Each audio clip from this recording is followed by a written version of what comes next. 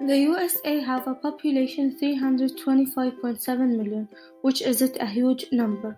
As a result, there are many people suffering from obesity and diabetes.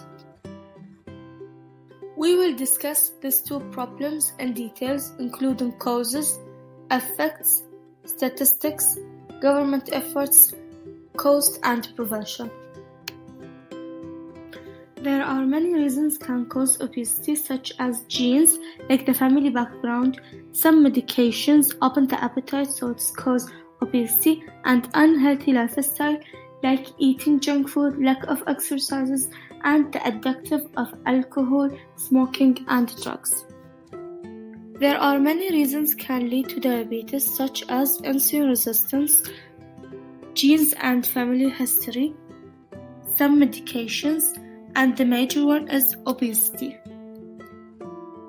Obesity have a negative impact on the body because it's caused some health issues like hypertension, cardiovascular diseases, sleep apnea which causes stop breathing for a brief period, and cancer.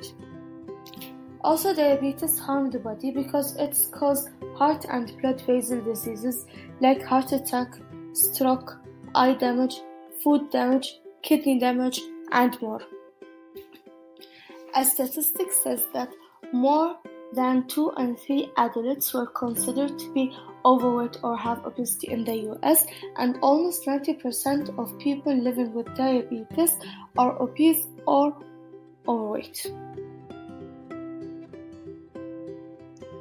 The two biggest issues that the United States is facing are obesity and diabetes, and these two problems are weakening the United States' health, decrease their capacity, and pressure their economic security. So the government is doing many strategies to stop these problems. Obesity issue is becoming a serious health problem in the United States. Around 35% of the American citizens are having an obesity problem. United States government is doing many strategies to stop children obesity.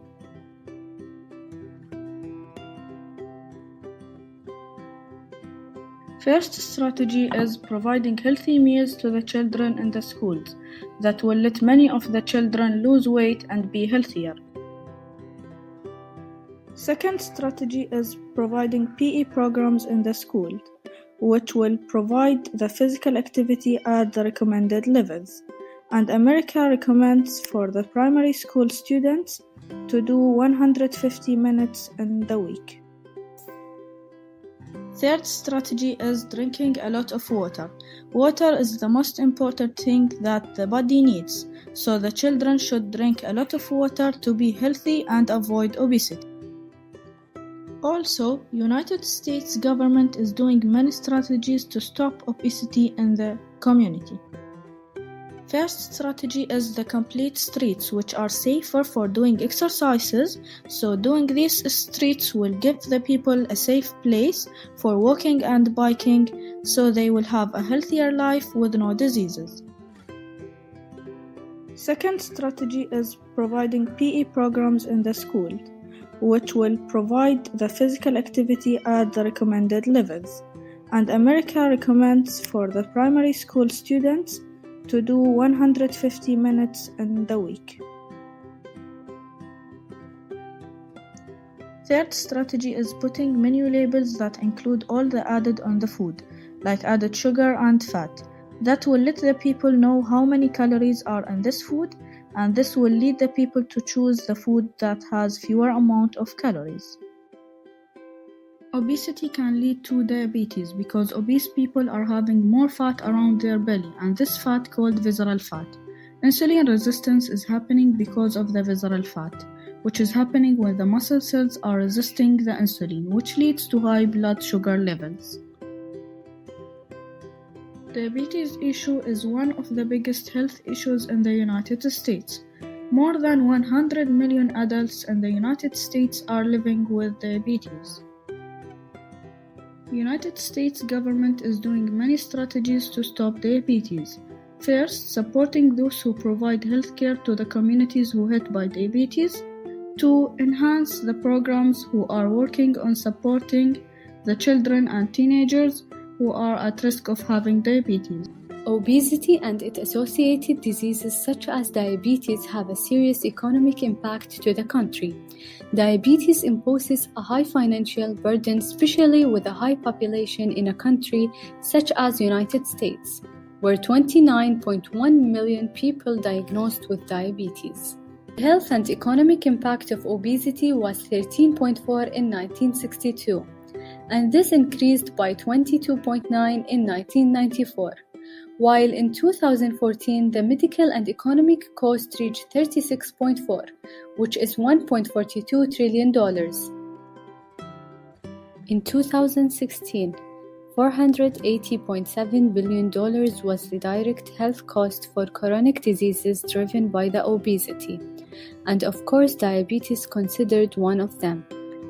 Direct health cost refers to direct medical cost, which is cost of medication and treatment and healthcare intervention, such as ambulatory and nursing care, as well as cost of equipment used to provide services. In addition, $1.24 trillion was the indirect medical cost for obesity and its associated diseases. Indirect medical cost refers to losses in daily activity or work absences due to illnesses or inability to engage, so it considered as a productivity loss. In the United States, 40% or more than 100 billion adults are suffering from diabetes. In 2017, the US spent $327 billion for diabetic people.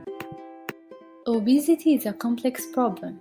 There is no single or specific solution to the obesity epidemic.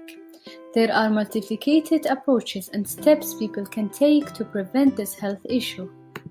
So first of all, creating a supportive environment to promote health and prevent diseases in general is the best first step. There are common risk factors underlie the obesity and diabetes.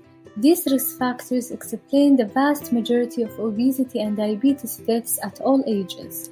They include unhealthy diet, lack of physical activity, and lifestyle. For this reason, people should be aware enough about diabetes and obesity risk factors. They should be encouraged to prevent it by controlling their blood pressure, limit alcohol, quit smoking, avoid cardiovascular diseases, limit processed food, and of course visiting the doctor for regular checkups. Diabetes type 2 has several causes. Lifestyle is the most important factor, but diabetes can be hereditary also.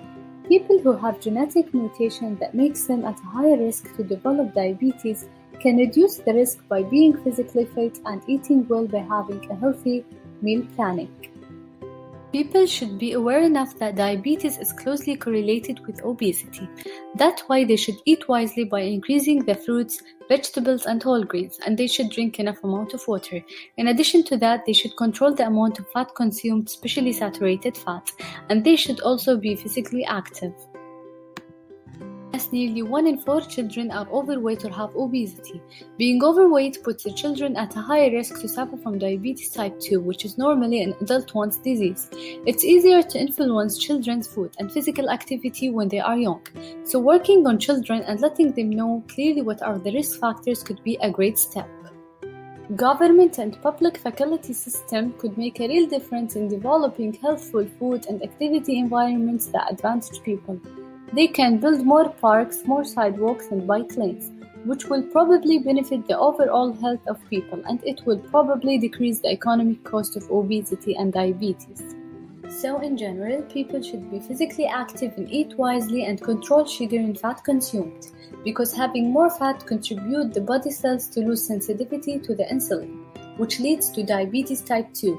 Another important step for smokers is to quit smoking and begin a healthier lifestyle.